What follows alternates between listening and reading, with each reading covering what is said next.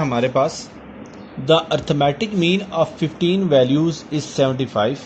A new value is added into data which makes arithmetic mean as 100. What is the new value that was added into data? Question की statement में बताया गया है कि 15 values का arithmetic mean 75 है. अब हमने एक नई वैल्यू डाटा में ऐड कर दी है तो ये अर्थमेटिक मीन 75 से 100 हो गया है. और क्वेश्चन की स्टेटमेंट में पूछा गया है कि बताइए नई वैल्यू जो डाटा में ऐड हुई वो कौन सी थी. अब हम इस क्वेश्चन को सॉल्व करते हैं. हमारे पास अर्थमेटिक मीन का जो फार्मूला होता है उसको हम लिखते हैं x bar is equal to summation x is divided by n की, जहाँ पे समेशन x जो है वो सम ऑफ वैल्यूज़ है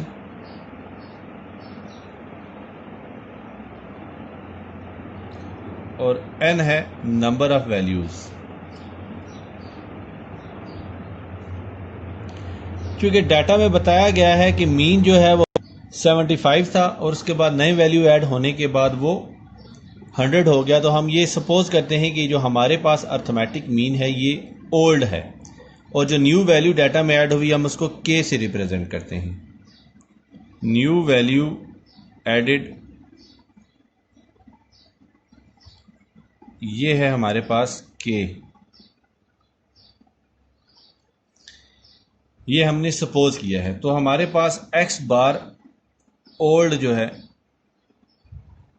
उसको हम लिख सकते हैं summation x old is divided by n के इक्वल. तो ये हमारे पास पुराना जो मीन था वो था 75. समेशन x जो ओल्ड है वो हमें नहीं पता और वैल्यूज़ की तादाद थी 15. तो हमें जो समेशन x ओल्ड मिलेगा वो मिलेगा 75 इज मल्टीप्लाइड बाय 15 के. तो जो समेशन x ओल्ड होगा ये हमें हासिल होगा 75 को जब हम 15 से मल्टीप्लाई करेंगे तो वैल्यू आएगी 1125. अब हमने जो न्यू वैल्यू ऐड की वो वैल्यू हमें नहीं पता, लेकिन उससे हमारे पास जो सम था वो न्यू हो गया. तो ये हो जाएगा summation x old plus k, यानी कि 1125 प्लस के. तो x बार जो न्यू है हमारे पास